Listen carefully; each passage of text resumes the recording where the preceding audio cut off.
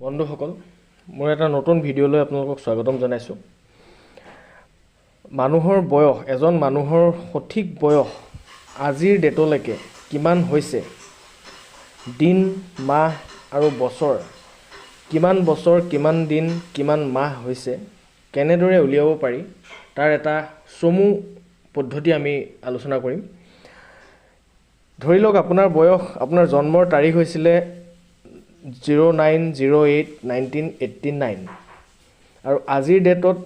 আজিৰ তাৰিখটো হৈছে 15/11/2022 এতিয়া আপুনি সেই অংকটো কৰিবৰ কাৰণে প্ৰথমতে আপুনি ডেট মান্থ ইয়াৰ এটো ফৰমেটত আপুনি লিখি ল'ব লাগিব প্ৰথমতে আপুনি আজিৰ তাৰিখটো লিখিলে 15/11/2022 তাৰ তলতে ঠিক তলতে আপুনি জন্মৰ তাৰিখ আপোনাৰ জন্মৰ তাৰিখ ধৰি লৈছো 09081989 এতিয়া আমি আজিৰ ডেটটোৰ পৰা আজিৰ যিটো ডেট আজিৰ ডেটটোৰ পৰা আমি আপোনাৰ জন্মৰ তাৰিখটো মাইনাস কৰিব লাগিব এতিয়া 15 পৰা 9 মাইনাস গলে 15 দিনৰ পৰা 9 দিন মাইনাস গলে কিমান থাকিব 9 6 15 ইয়াত লিখিলো আমি 6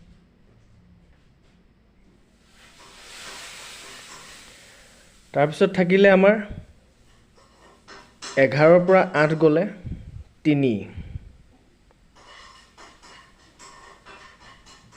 তাৰপিছত 2022 পৰা 1989 বিয়োগ কৰিলে এটো এটা বিয়োগ কেনে কৰিব 2 আছে 2 পৰা 9 বিয়োগ নহয় গতিকে এইটো 2 পৰা আমি এইটো ইয়াৰলে আমি এক এটা ধাৰলে ললো ইয়াত 12 হল 12 পৰা 9 গলে 3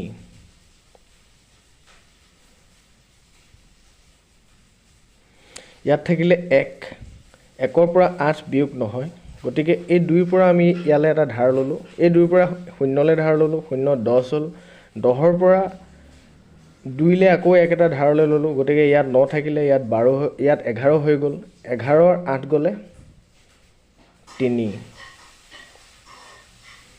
ইয়াত 9 থাকিলে 9 পৰা 9 মাইনাস গলে 0 আৰু 1 ৰ পৰা 1 মাইনাস গলে 0 গতিকে আপোনাৰ বয়স হৈছে 33 বছৰ 3 মাহ 6 দিন ঠিক তেনেকৈ আৰু এটা পদ্ধতি আছে যিটোত আপোনাৰ জন্মৰ তাৰিখ আৰু আজিৰ তাৰিখ একেটা ফৰমেটতে লিখিব কিন্তু যদিহে আজিৰ তাৰিখৰ সংখ্যা কিটা মানে দিনটো যদি 15 হয় আপোনাৰ জন্মদিন দিনটো যদি 16 হয় আৰু যদি মাহটো 11 হল আৰু জন্মৰ দিনটো যদি 12 হয় তেতিয়া আপুনি বিয়োগ কেনেকৈ কৰিব এটা 15 পৰা 16 টো বিয়োগ নহয় 15 পৰা 16 আপুনি মাইনাস কৰিব কেনেকৈ হেতু কাৰণে আপুনি এই 15 দিন আছে ইয়াত 11 মাহ আছে এতিয়া এই মাহৰ পৰা আপুনি ইয়ালে ধাৰলে ল'ব লাগিব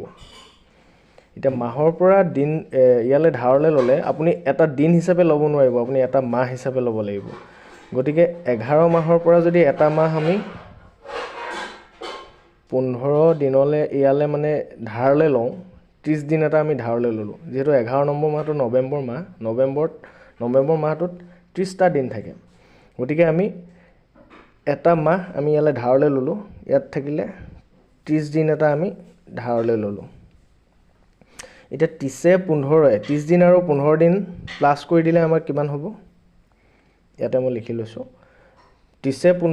45 30 আৰু 30 দিনটা ধাৰলে ললো এটো মাহৰ পৰা আৰু 15 দিন আগতে আছিলি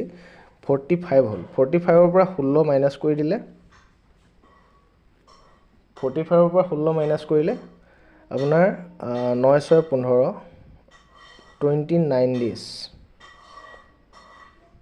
এটো মাইনাস কৰি আমি 29 ডেজ ইয়াত আমি 29 ডেজ পালো এতিয়া ইয়াৰ পৰা যেহেতু আমি এক মাহ ইয়ালে ধাৰলে লৈছিলো গতিকে ইয়াত থাকিলে কিমান 11 মাহ আছিল এক মাহ দি দিলো 10 মাহ থাকিলে 10 মাহৰ পৰা 12 মাহ আকৌ মাইনাস নহয় গতিকে আমি কৰ পৰা ধাৰলে ল'ব লাগিব এই বছৰৰ পৰা ধাৰলে ল'ব লাগিব আৰু বছৰৰ পৰা যদি ধাৰলে লোৱা হয় তেতিয়া আমি দিন বা মাহত আমি ধাৰলৈ ল'ব নোৱাৰিম, আমি এটা বছৰ সম্পূৰ্ণ ল'ব লাগিব। এটা বছৰ যদি সম্পূৰ্ণ ইয়াৰ পৰা আমি ধাৰলৈ লওঁ, ইয়াত 2022টা বছৰ আছে, 2022টা বছৰৰ পৰা যদি এটা বছৰ আমি ধাৰলৈ লওঁ, ইয়াত 2021টা বছৰ থাকিব আৰু এটা বছৰত কেইমাহ থাকে? 12 মাহ। 12 মাহ প্লাছ 11 মাহ, আগত 10 মাহ আছিলে, ইয়াৰ পৰা ইয়ালৈ ধাৰলৈ লোৱা হৈছিলে ন 1 মাহ, গতিকে 12 মাহ প্লাছ 10 মাহ, 12 প্লাছ 10 22 মাহ। 22 মাহৰ পৰা যদি 12 মাহ মাইনাছ কৰি দিওঁ, তলৰ 12 মাহটো যদি মাইনাছ কৰি দিওঁ, 0, 10, গতিকে এইটো আমাৰ 10 মাহ হ'ব। এতিয়া আহিলোঁ ইয়াতে 2022টা বছৰৰ আমি এটা বছৰ ইয়ালৈ ধাৰলৈ দিছিলোঁ, গতিকে ইয়াত থাকিলে 2021টা বছৰ। 2021টা বছৰৰ পৰা আমি যদি 1989টা বছৰ যদি মাইনাছ কৰোঁ, তেতিয়া এইটো 1ৰ পৰা 9 মাইনাছ নহয়, গতিকে ইয়াৰ পৰা এটা ধাৰলৈ ল'লোঁ, 11 হ'ল, 11ৰ 9 গ'লে 2 থাকিলে, ইয়াত থাকিলে 1ৰ পৰা 9, 8 ধাৰলৈ মাইনাছ নহয়, গতিকে ইয়াৰ পৰা আমি ধাৰলৈ ল'লোঁ, 11 হ'ল, 11ৰ পৰা 8 গ'লে 3, ইয়াত থাকিলে 9, 9ৰ পৰা 9 গ'লে 0, ইয়াৰ পৰা যিহেতু ধাৰলৈ দিছিলোঁ, গতিকে ইয়াত 1 থাকিলে, 1ৰ পৰা 1 গ'লে 0, গতিকে 0, 0, 32 বছৰ। গতিকে 32 বছৰ 10 মাহ 29 দিন হৈছে প্ৰকৃত বয়স। দিন, মাহ আৰু বছৰৰ হিচাপটো এনেদৰেই হয় বন্ধুসকল। গতিকে এয়াই আছিলে ভিডিঅ'টো, সম্পূৰ্ণকৈ চোৱাৰ বাবে ধন্যবাদ।